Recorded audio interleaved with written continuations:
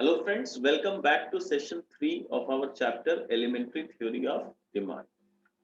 Last session में हम लोगों ने पढ़ा कि मार्केट डिमांड क्या होता है, इंडिविजुअल डिमांड क्या होता है, market demand curve, individual demand curve किस तरह से प्ले आउट करता है। ये वाले सेशन में हम सीखेंगे कि ऐसा क्या कारण है कि जो हमने लॉ ऑफ डिमांड पढ़ा था, लॉ ऑफ डिमांड में हमने क्या सीखा।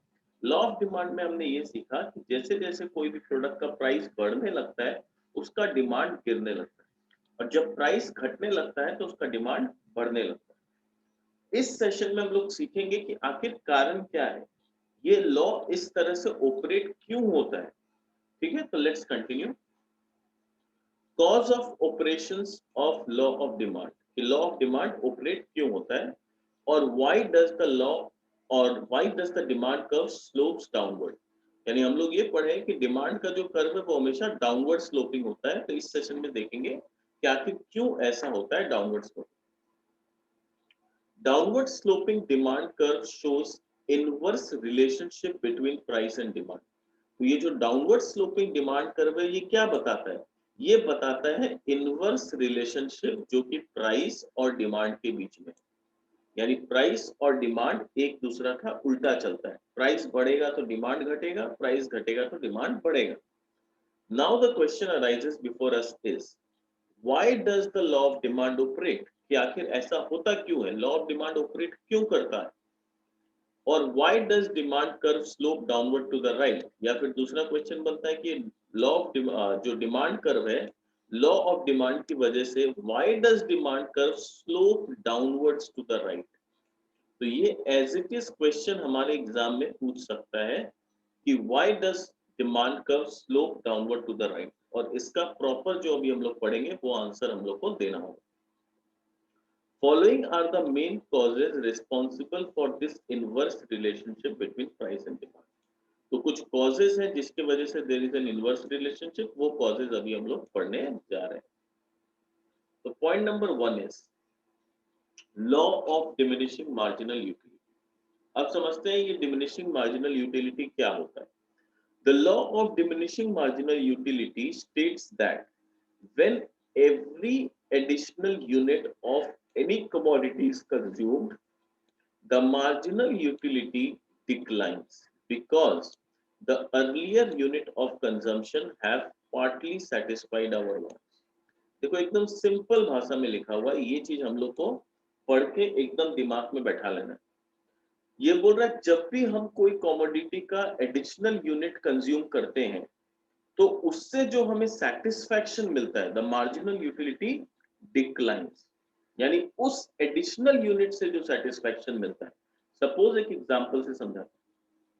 मान लो हमें बहुत जोर का प्यास लग रहा है, तो हमने फर्स्ट ग्लास ऑफ वाटर पिया, तो हमें बहुत अच्छा लगेगा, मन करेगा वाह प्यास बुझ गया, एकदम कितना सेटिस्फैक्शन मिला। But second glass of water जब हम पिएंगे तो शायद उतना ज्यादा सेटिस्फैक्शन नहीं मिलेगा, फिर भी मे बी हम लोग पी लें। थर्ड ग्लास आते आते शायद बोलेंगे और नहीं चाहिए। क्वेश्चन आता है क्या हुआ, फर्स्ट ग्लास ऑफ वाटर में हमें जो सेटिस्फैक्शन मिला था that was tremendous, but first glass के बाद जब हमने एक एडिशनल यूनिट यानी सेकंड ग्लास लिया तो ऑलरेडी हमारा प्यास पार्टली सेटिस्फाई हो चुका था। देखो पार्टली सेटिस्फाई, तो हमारा प्यास पार्टली सेटिस्फाइड ऑलरेडी हो चुका था फर्स्ट ग्लास ऑफ वाटर से। और यही कारण है कि second glass of water will not give me that satisfaction जो कि फर्स्ट ग्लास ने दिया था। तो यही बोल रहा है मार्जिनल यूटिलिटी डिक्लाइंस बिकॉज, तो मार्जिनल यूटिलिटी क्या होता है, उस एडिशनल यूनिट का जो मार्जिनल यूटिलिटी है वो डिक्लाइन हो जाता है। Marginal utility declines. क्यों डिक्लाइन होता है, बिकॉज उस फर्स्ट ग्लास ने ऑलरेडी हमारा प्यास को पार्टली सेटिस्फाई कर दिया। ठीक है। A rational consumer pays for any commodity according to the amount of utility that he expects to derive. अब ये देखो, ये भी बहुत अच्छी बात बोल रहा है। अब यहां से देखो नेक्स्ट इंपॉर्टेंट पॉइंट, और रैशनल प्लेयर यानी जो रैशनल प्लेयर होता है या रैशनल कंज्यूमर होता है वो उतना ही पे करता है किसी भी सामान के लिए ठीक है, rational consumer page for any commodity according to the amount of utility that he expects to derive from its consumption. यानी अगर उसको लगता है कि फर्स्ट ग्लास ऑफ वाटर मेरे को 100% सेटिस्फेक्शन देगा, 100 नहीं मान लो 100 का सेटिस्फेक्शन देगा, तो शायद वो उसके लिए 100 रुपीज देने के लिए भी तैयार। But second glass of water उसको अगर लगता है कि नहीं ये तो मेरे को खाली 40 पॉइंट का सेटिस्फेक्शन देगा, मान लो we are counting in points, तो अगर सेकंड ग्लास ऑफ वाटर मेरे को सिर्फ 40 पॉइंट्स का सेटिस्फेक्शन देगा, तो सेकंड ग्लास ऑफ वाटर के लिए वो 100 रुपया पे करने वाला नहीं है, वो सेकंड ग्लास ऑफ वाटर के लिए मैक्सिमम 40 रुपीज देने के लिए तैयार होगा। थर्ड ग्लास मान लो अगर उसको लगता है कि ये तो मेरे को सेटिस्फेक्शन एकदम नहीं के बराबर देगा, मतलब 5 का सेटिस्फेक्शन देगा, 5 पॉइंट, तो वो इसके लिए 5 रुपया से ज्यादा किसी हाल में पे नहीं करने वाला। वही बोल रहा है कि जो रैशनल कंज्यूमर होता है he will pay for any commodity according to the amount of utility that he derives, उतना ही रुपया वो पे करेगा जितना उसे लगता है कि ये कितना यूटिलिटी वो एक्सपेक्ट कर रहा है उस एडिशनल यूनिट से। ठीक है, तो पहला से ही वाज एक्सपेक्टिंग 100, तो वो 100 देने के लिए भी तैयार है। दूसरा से ही वाज एक्सपेक्टिंग 40, तो वो 40 से ज्यादा नहीं देगा। तीसरा से उसको लग रहा है ओनली 5, तो वो 5 से ज्यादा नहीं देगा। when every additional unit brings decreasing utility, क्योंकि हर additional unit हमें decreasing utility provide कर रहा है, the consumer would naturally prefer to buy this additional unit only at the lower price. common sense की बात है, अगर second unit मुझे सिर्फ 40 points का satisfaction दे रहा है, तो why will I pay 100 for that? I would like to buy only if it is selling in 40. तो I will only by the additional unit, यानी सेकंड ग्लास में तभी कंज्यूम करूंगा जब वो मुझे 40 में मिलेगा, थर्ड ग्लास में तभी कंज्यूम करूंगा जब वो मुझे 5 में मिलेगा, otherwise I will not be willing to buy. This therefore causes inverse relationship between price and demand. तो इसके वजह से इनवर्स रिलेशनशिप क्रिएट होता है कि प्राइस आप घटाओ, 100 रुपया से घटा के 40 रुपया का प्राइस लाओ, तब मैं सेकंड यूनिट लूंगा, और 40 से घटा के 5 रुपया पे लाओ तब मैं थर्ड यूनिट लूंगा। तो जैसे जैसे प्राइस गिरने लगता है तब जाके कंज्यूमर उसमें एडिशनल यूनिट बाई करने के लिए रेडी हो। तो this was law of diminishing marginal utility. I hope ये एकदम क्लियर हो गया होगा। Next coming to the point income effect. अब आता है इनकम इफेक्ट किस तरह से रोल प्ले करता है। Income effect here implies effect of change in consumers real income। तो यहाँ पर जब हम इनकम इफेक्ट का बात करते हैं, I am talking about the consumer's real income. Now what is real income? Real income का मतलब होता है purchasing power of the consumer.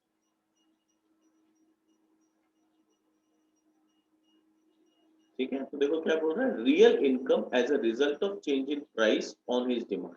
यानी रियल इनकम मतलब उसका परचेजिंग पावर में क्या अफेक्ट आता है due to change in price. देखो अब सिंपल सा एग्जांपल लेते हैं, कोई सामान मान लो पहले 10 रुपया में बिक रहा था, तो उसके पास अगर 10 रुपया था तो वो पहले एक पीस खरीद सकता था, तो यानी उसके परचेजिंग पावर के हिसाब से he could have bought only 1 unit.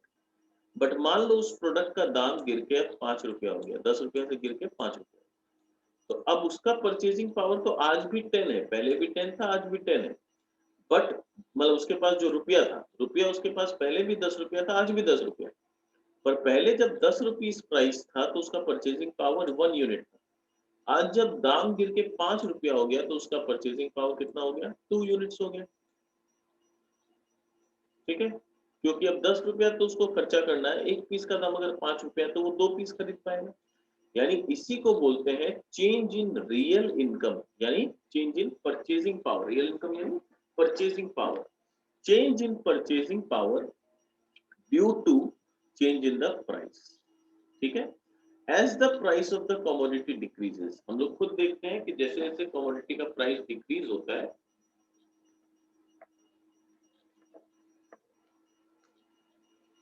ठीक है, as the price of the commodity decreases the real income of the consumer, that is the income in terms of goods and services, increases।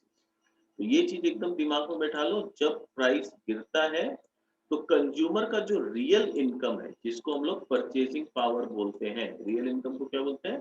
Purchasing power, ये बढ़ता है। ठीक है, तो when the price decreases, the purchasing power of the consumer increases, that is very important. Consumer will now be able to buy more quantity of a commodity by spending the same amount of money. अब उतना ही रुपया खर्चा करके वो ज्यादा quantity by कर सकता है। जैसे मैंने यहाँ पर एग्जांपल में बताया था कि 10 रुपया था तो वो 1 पीस खरीदता था, 5 रुपया हो गया तो अब वो 2 पीस खरीद सकता है। Conversely the real income would fall in case of rise in price. और उल्टा अगर बात करें तो जब प्राइस अगर बढ़ जाएगा, मान लो यहाँ पर फॉर एग्जाम्पल 5 रुपया से पहले 10 रुपया में 1 पीस खरीदता था, अब इसका दाम मान लो 20 रुपया, तो उसके पास तो 10 ही रुपया बेचारे के पास, तो वो एक पीस के बदले समझ लो 1 केजी खरीदता था। अब अगर दाम 20 रुपया पर केजी हो गया तो वो क्या करेगा? हाफ केजी खरीदेगा वो सामान। तो क्योंकि प्राइस बढ़ गया, उसने क्वांटिटी अपना आधा कर लिया, उसके पास और कोई ऑप्शन नहीं था। तो वही बोल रहा है, conversely his real income would fall in case of rise in price. When his real income falls due to rise in price, he will have to forego the consumption of some units of the commodity. तो जब उसका real income fall होगा due to rise in price, उसको अपना consumption घटाना पड़ेगा।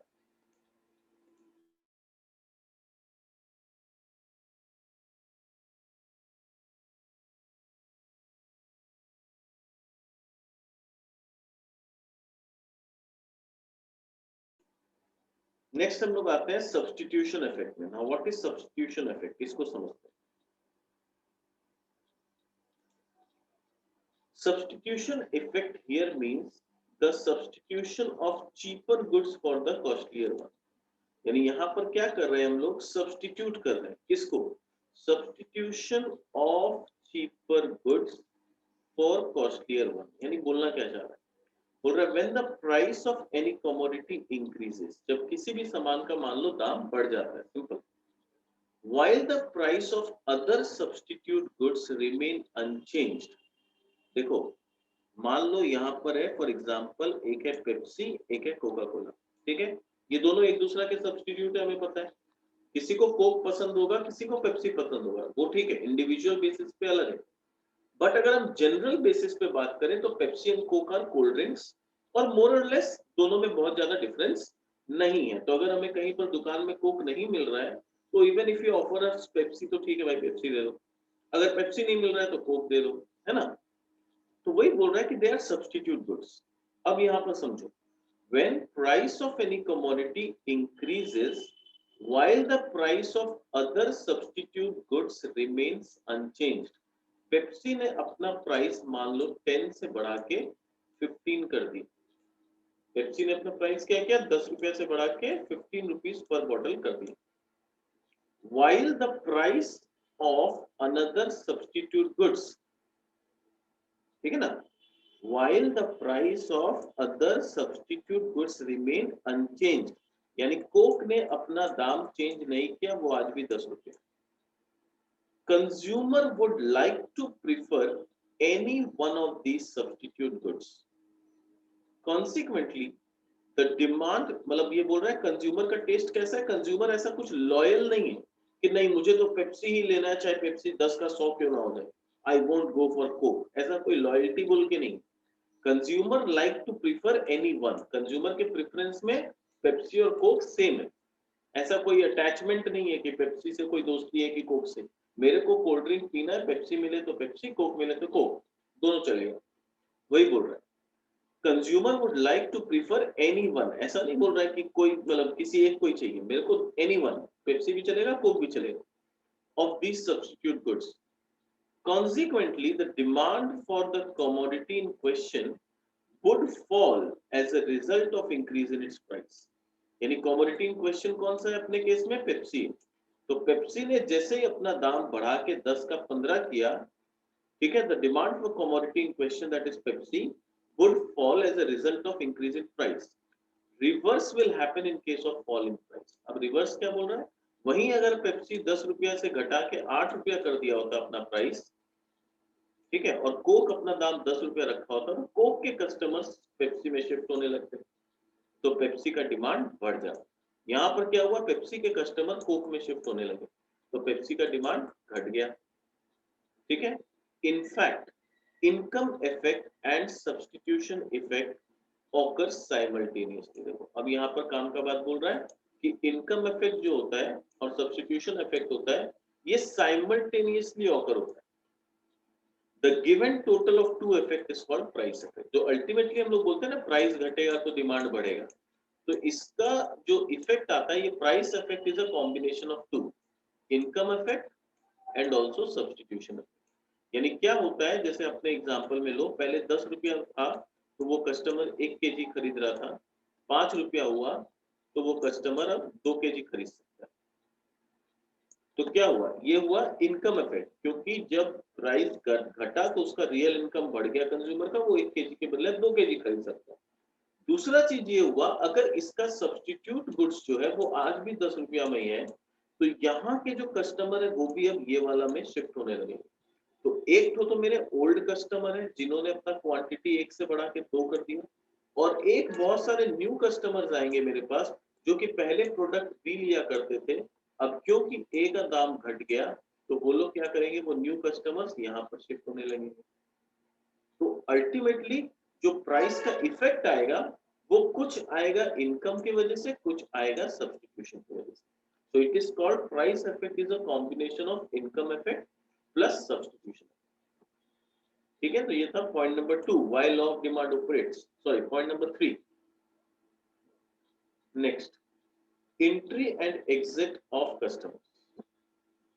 When the price of the commodity falls, new customers who were unable to purchase this commodity earlier will start buying it as they will find it within their reach। तो एक तो हमने समझा कि मेरे ओल्ड कस्टमर ज्यादा quantity खरीदेंगे, दूसरा था कि बहुत सारे न्यू कस्टमर, यानी न्यू नहीं लिखते इसको, लिखते सब्स्टिट्यूट कस्टमर्स आएंगे, जो प्रोडक्ट बी लिया करते थे वो अब प्रोडक्ट ए में शिफ्ट होने लगेंगे। तो मेरे ओल्ड कस्टमर 1 केजी के बदले 2 केजी खरीदने लगेंगे, वहां डिमांड बढ़ गया। दूसरा, जो प्रोडक्ट बी खरीदा करते थे वो अब ए के पास आ जाएंगे, वहां डिमांड बढ़ गया। और तीसरा है न्यू कस्टमर्स। न्यू मतलब ऐसे कस्टमर्स जिनके बजट में ही नहीं, जो 10 रुपया जिनके पास ही नहीं, दे वर हैविंग 5 रुपीज ओनली, तो ये लोग तो मार्केट के पार्ट ही नहीं। पहले जब 10 रुपया में ट्रेड हो रहा था ये कमोडिटी, तो कुछ लोग ए खरीद रहे थे, कुछ लोग बी खरीद रहे थे। जब 10 का 5 हुआ तो ए वाले ओल्ड कस्टमर ज्यादा खरीदने लगे, बी वाले जो कस्टमर थे वो शिफ्ट होके ए के पास आने लगे। बट ये लोग जो कस्टमर्स इस मार्केट के पार्ट ही नहीं थे जब 10 रुपया था दाम, अब वो लोग अफोर्ड कर सकेंगे ये खरीदना, तो ये लोग भी इस मार्केट के पार्ट बन जाएंगे, they will inter this market. तो वहां से भी एक नया डिमांड क्रिएट होगा। ठीक है, ये क्लियर हो गया। तो किस तरह से नया डिमांड क्रिएट होगा जब प्राइस घटेगा, तो ये हम लोग को समझना है कि ऑल टुगेदर 3 जन इफेक्ट करते हैं प्राइस को। पहला क्या हो गया, पहला हो गया अपना इनकम इफेक्ट, दूसरा हो गया सब्स्टिट्यूशन इफेक्ट, और तीसरा हो गया entry and exit of the customer. फिर आते हैं वेरियस यूजेस। पॉइंट नंबर 5 बोल रहा है commodity have various alternative uses. For example milk, milk का बहुत सारा यूजेस है, हम लोग को पता है। Milk can be used for preparing curd, cheese, sweets, tea etcetera. If the price of a commodity rises, अगर मान लो मिल्क का दाम बढ़ जाता है, then it will be used only for important use। तब उसको हम सिर्फ उन्हीं प्रोडक्ट में उसी जगह यूज करेंगे जो मेरे लिए बहुत ज्यादा इंपॉर्टेंट है। Consequently, demand will go down। इसकी वजह से डिमांड क्या हो जाएगा, डाउन हो जाएगा। On the other hand, when price falls, the commodity will put to more uses where it was not being used earlier।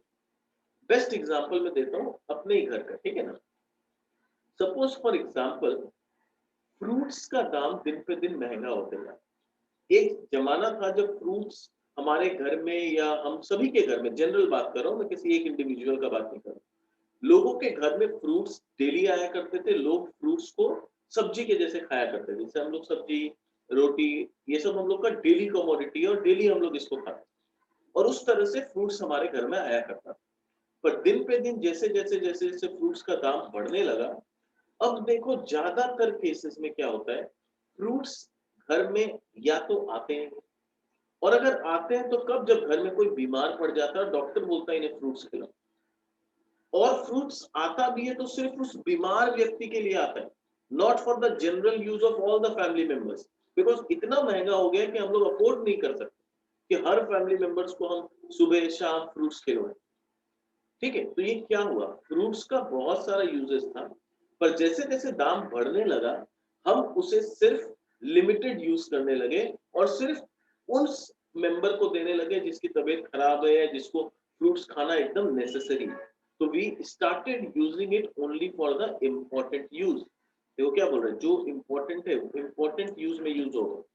पर अगर मान लो फ्रूट्स का दाम दिन पे दिन कम हो जाए, तब क्या होगा, जब लगेगा कि अभी हमारे अफोर्डेबिलिटी में आ गया, फ्रूट्स का दाम बहुत कम हो गया, तो हम लोग फिर क्या करेंगे, अच्छा चलो सभी फैमिली मेंबर्स के लिए अच्छा है फ्रूट्स खाना, सभी को फ्रूट्स खाना।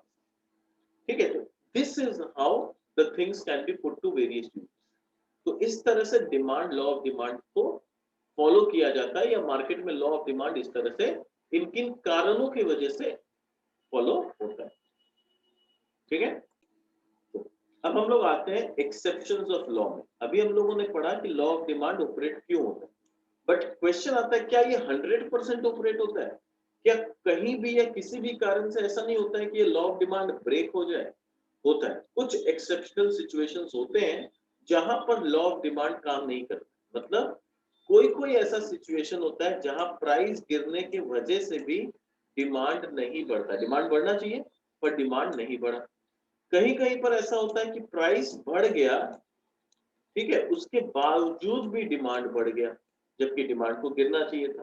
तो क्वेश्चन आता है ऐसा क्या सिचुएशन होता है कि प्राइस बढ़ने के बाद भी डिमांड बढ़ जाता है, या फिर प्राइस गिरने के बाद भी डिमांड नहीं बढ़ता, ऐसा क्या सिचुएशन। तो उसको बोलते हैं हम लोग exceptions of law. So there are some rare situations when the law of demand does not apply. These are called exceptions of law. Some important exceptions are given below. पहला देखते हैं गिवन गुड्स। अब ये सबको बहुत अच्छा से समझना, क्योंकि क्या होता है आगे चल के इसकी वजह से थोड़ा थोड़ा कंफ्यूजन होता है, तो पहले ही एकदम क्लियर कर लेना given good. Law of demand does not apply to given goods, एकदम साफ साफ बोल दिया कि law of demand given goods को अप्लाई नहीं करता। क्वेश्चन आता है क्या गिवन गुड्स कुछ बाजार में मिलते हैं, क्या हम दुकान में जाके बोलेंगे भैया हमें गिवन गुड्स दीजिए, तो दुकानदार हमें निकाल के देगा ये दीजिए गिवन गुड्स, नहीं ऐसा नहीं होता। ठीक है, देयर इज नथिंग कॉल्ड गिवन गुड्स। एक्चुअली बुक्स में इस तरह से लिख देता है ना गिवन गुड्स कि स्टूडेंट कंफ्यूज हो जाता है, शायद बाजार में गिवन नाम का कोई गुड मिलता है। गिवन सिर्फ एक इकोनॉमिस्ट का नाम था, सर रॉबर्ट गिफिन। उन्होंने कुछ कंडीशंस को देखा था कि किस तरह से लोग ऑपरेट करते हैं, या कुछ कुछ कॉमोडिटी के साथ कुछ स्पेशल सर्कमस्टेंसेस हो जाता है, और वो सर्कमस्टेंसेस जिस कॉमोडिटी में प्ले हो जाते हैं उस कॉमोडिटी को हम गिवन गुड्स बोलते हैं। ऐसा नहीं है कि वो कॉमोडिटी गिवन, उसमें क्योंकि वो सर्कमस्टेंसेस प्ले हुआ, इसीलिए उस कॉमोडिटी को हम गिवन गुड्स के कैटेगरी में रख दिए। सर क्या हमेशा उसमें वो सर्कमस्टेंसेस प्ले होगा, ये जरूरी नहीं है।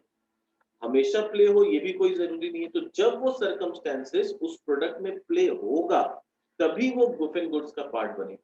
मान लो 2 महीना के बाद वो सर्कमस्टेंसेस उसमें प्ले नहीं हुआ, तो आज 2 महीना के बाद वो गिवन गुड्स नहीं है, 2 महीना पहले था।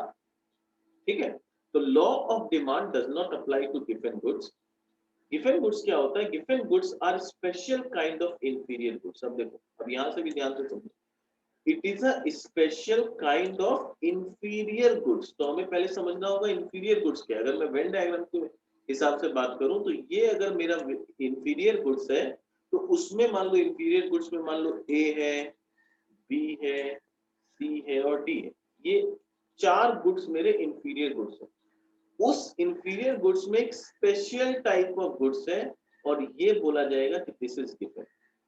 यानी ऑल गिवन गुड्स आर इंफीरियर। जितने भी गिवन गुड्स हमें मिलेंगे वो इंफीरियर का पार्ट है, but all inferior goods are not गिवन। यानी ए, बी और सी ये इंफीरियर तो है, पर ये लोग गिवन नहीं। ठीक है, यानी ऑल गिवन goods are inferior but all inferior goods are not given. ठीक है, अब समझते हैं, दोनों में डिफरेंस समझेंगे, पहले इसको क्लियर करते हैं। They are special kind of inferior goods. The consumer spends a large part of his income on such goods. यानी जो given goods होते हैं उसमें consumer अपना large part of the income spend करता है. So when the price of the given goods falls, its demand also falls. यानी हुआ क्या, होना क्या चाहिए था, प्राइस गिरा तो उसका डिमांड बढ़ना चाहिए था, पर हुआ क्या कि जब price of given goods fall हुआ, when the price of given goods fall, the demand also falls. Question आता है सर ऐसा क्यों हो गया अचानक से? It is because of the reason that negative income effect is stronger than positive substitution effect. Now negative income effect का मतलब क्या हुआ, प्राइस घटा तो मेरा परचेजिंग पावर बढ़ गया, जब गिवन गुड्स का प्राइस घटा तो मेरा परचेजिंग पावर बढ़ गया। अब क्योंकि मेरा परचेजिंग पावर बढ़ गया, I am willing to spend that extra savings somewhere else.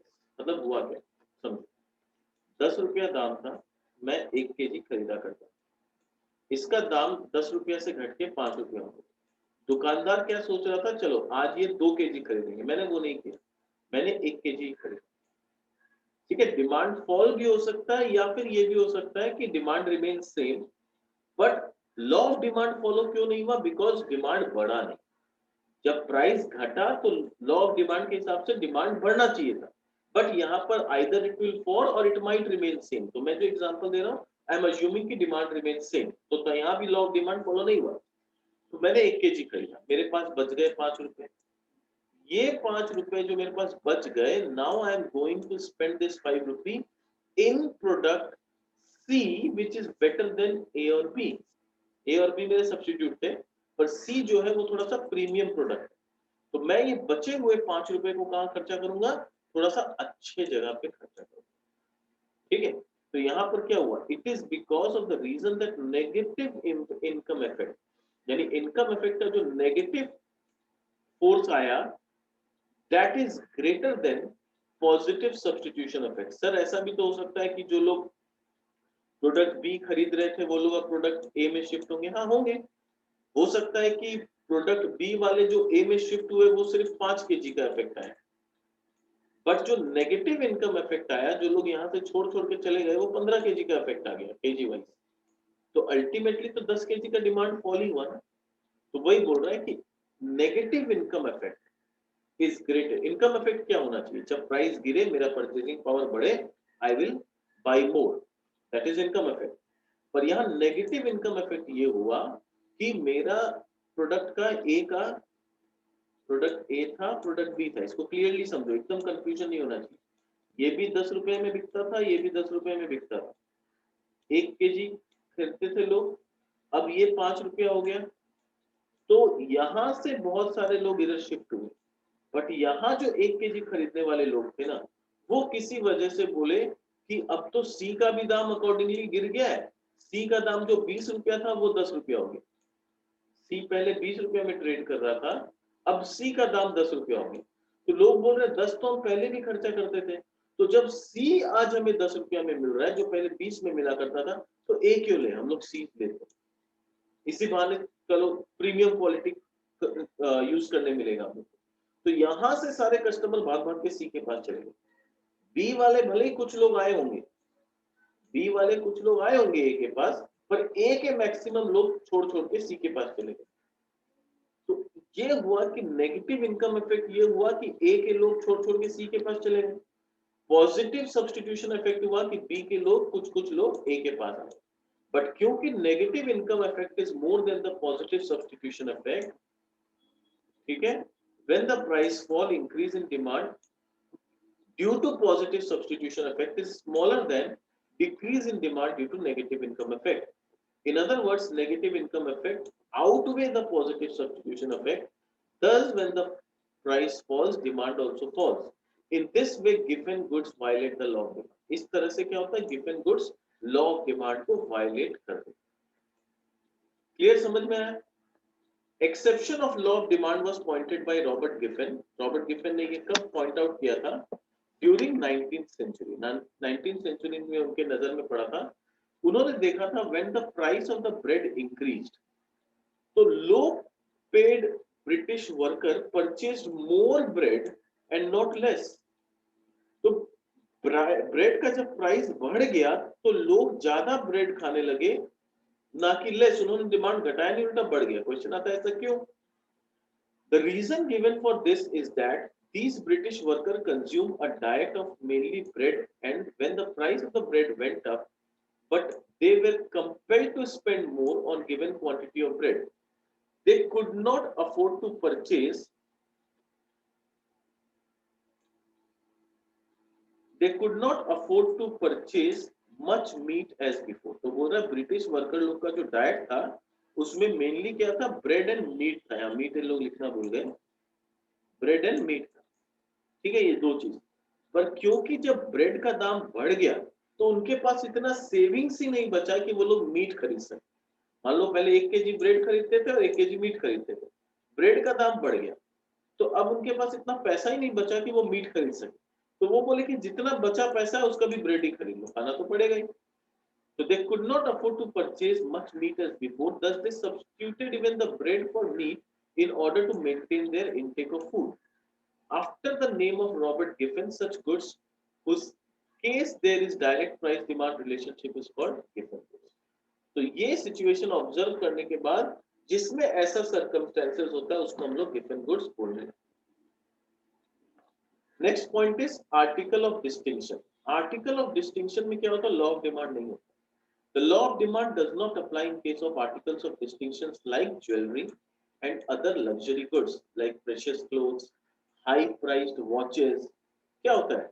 जब उसका दाम बढ़ जाता है ना, ज्वेलरी का या कोई ब्रांडेड का, तो उससे कोई फर्क नहीं पड़ता, उनका डिमांड गिरता नहीं है। क्योंकि जिनको रोलेक्स का घड़ी पहनना है सब कोई तो पहन नहीं पाता, ओनली ए कैटेगरी पीपल, लोग हाई रिच पीपल लोग पहन पाते। तो जब उन लोग को रोलेक्स का घड़ी पहनना है तो पहनना है। रोलेक्स का दाम अगर 5-10 हजार रुपया बढ़ गया तो उनको फर्क नहीं पड़ता उससे। ठीक है, This exception was first explained by American economist Veblen, इसलिए इसको Veblen effect बोलते हैं। According to him, demand for articles of distinction is more when their price is high. यानी लोग अपना स्टेटस दिखाना चाहते हैं सोसाइटी। तो ऐसा कोई सामान जो सिर्फ नायाब है, इक्का दुक्का लोगों के पास ही है, तो वहां पर वो लोग अपना मनी पावर दिखाने के लिए क्या करते हैं? जब उसका दाम बढ़ जाता है तो वो लोग और खरीद के दुनिया को दिखाना चाहते हैं कि देखो ये इतना महंगा चीज सिर्फ मेरे पास। ठीक है, ये दिखाना है। आर्टिकल ऑफ डिस्टिंक्शन सबके पास नहीं है, गिने चुने लोगों के पास। और क्योंकि उसका दाम बढ़ गया तो अब दुनिया को हम ये दिखाना चाहते हैं कि I am that one among few, और इसलिए वो लोग ज्यादा प्राइस देके भी खरीदते हैं। So according to him, the demand for article of distinction is more when their price is high. Such goods are mainly purchased. ऐसे goods खरीदा ही क्यों जाता है? Such goods are mainly purchased because their price is high. तो simple सा बात, वो goods खरीदा ही इसलिए जाता है क्योंकि वो महंगा है। A fall in their price may lead rich people to buy less. और अगर उनका दाम घट जाए ना तो रिच पीपल लोग उसको खरीदने में इंटरेस्ट नहीं दिखाएंगे। क्यों? क्योंकि उनको पता है कि जब दाम घट गया तो और भी लोग अफोर्ड कर सकते हैं। अब और भी लोग अफोर्ड कर सकते हैं, फिर मेरे को खरीद के क्या मतलब? I want to show to the world कि I am that one among the few जो अफोर्ड करता हूँ। और वो तभी मैं दिखा सकता हूँ जब उसका दाम इतना महंगा हो कि हर कोई अफोर्ड नहीं कर सकता। तो जब दाम बढ़ेगा तो मैं खरीदूंगा दुनिया को दिखाने के लिए कि आई कैन अफोर्ड। पर जब दाम घटेगा और भी लोग उसको अफोर्ड करने लगेंगे तो मैं नहीं खरीदूंगा। तब मैं बोलूंगा आप क्या काम, अब तो सबके पास है तो मेरे के पास होके क्या है? So fall in their price may not lead rich people to buy. ठीक है, ये होगा may not lead, rich people इसको नहीं खरीदेंगे। To buy less because now rich men desire for distinction is not satisfied. With the fall in their price, they think even the poor can purchase it. तो अब तो सभी कोई खरीद सकता है, तो अब ये डिस्टिंक्ट नहीं है। Next, ignorance. Ignorance is very simple, इसमें कुछ समझाना नहीं है। अगर मुझे मार्केट का प्राइस का आइडिया ही नहीं कि बाजार में क्या प्राइस है, सपोज तुमने कभी सब्जी खरीदने नहीं गया बाजार, तो यू हैव नो आइडिया कि आलू का क्या रेट है या भिंडी का क्या रेट है या और भी कोई सब्जी का क्या रेट है। मान लो कल तक आलू 30 रुपए केजी, आज 25 रुपए केजी हो गई, कल मम्मी ने 2 केजी खरीद के लाया था, आज मम्मी बोली 5 केजी ले आओ।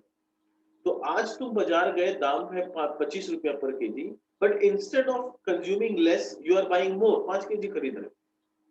शायद मम्मी होती तो नहीं खरीदती, मम्मी बोलती अरे वाह कल तो मैं 20 लेके गई, आज 25 कैसे हो गया, मैं नहीं खरीदूंगा। But you had no idea कि कल 20 था। फिर तुम्हारे को दुकानदार बोला 25 रुपया केजी, तुम बोला ठीक है अंकल 5 केजी दे दो। तो ड्यू टू इग्नोरेंस ऑल्सो बढ़े हुए दाम पे भी कभी कभी डिमांड आ जाती है। And last point is expectation regarding future price, और ये सबसे ज्यादा हम लोग को नजर आता है स्टॉक मार्केट। स्टॉक मार्केट में क्या होता है, जब शेयर का दाम बढ़ता है लोगों को लगता है अच्छा अब ये और बढ़ेगा, तो जब शेयर का दाम बढ़ता है तो लोग उससे उसके पीछे पीछे दौड़ के उसको खरीदने लगते हैं, अज्यूमिंग और एक्सपेक्टिंग कि फ्यूचर में दाम और बढ़ेगा। So when the price of a certain goods is rising today and the consumer expects further rise in the price, they will buy more of it and store despite increase in price. अगर उनको लगता है future में दाम और बढ़ने वाला है तो आज और ज्यादा खरीद खरीद के स्टोर करने का कोशिश करेंगे ताकि फ्यूचर में दाम बढ़े तो उनको दिक्कत ना। Similarly, when the consumer expects a large fall in price of a commodity in future, they will postpone their purchase even when the price falls. यानी प्राइस 10 से घट के 8 रुपया हो गया, ठीक है, अब उनको लग रहा नहीं ये तो गिर के 5 रुपया हो जाएगा, तो भले ही इसका दाम 10 से गिर के 8 हो गया but people are not buying at 8, they are expecting it will fall to 5। तो अगर उनको लग रहा है फ्यूचर में दाम बढ़ेगा तो थोड़ा सा बढ़ने के बाद भी डिमांड और बढ़ जाएगा। अगर उनको लग रहा है फ्यूचर में दाम और गिरेगा तो थोड़ा सा गिरने के बाद भी डिमांड बढ़ेगा नहीं, इनफैक्ट घट जाएगा, दे आर वेटिंग कि और गिरेगा तब खरीदेंगे। तो this is called expectation regarding future. तो क्या क्या पॉइंट्स हैं exceptions of law of demand के, एक बार फटाफट गो थ्रू कर लेते हैं। एक्सेप्शन में सबसे पहला आता है गिवन गुड्स, हमने समझ लिया, आर्टिकल ऑफ डिस्टिंक्शन, फिर है इग्नोरेंस एंड चौथा पॉइंट है एक्सपेक्टेशन ऑफ फ्यूचर। ठीक है, तो आज के सेशन को हम यहीं तक रखेंगे। नेक्स्ट सेशन में जब हम आएंगे तो हम समझेंगे चेंजेस इन डिमांड क्या होते हैं और कितने प्रकार के होते हैं। ठीक है, चलो आज के लिए इतना ही रखते हैं, मिलते हैं हमारे नेक्स्ट सेशन में, बाय बाय।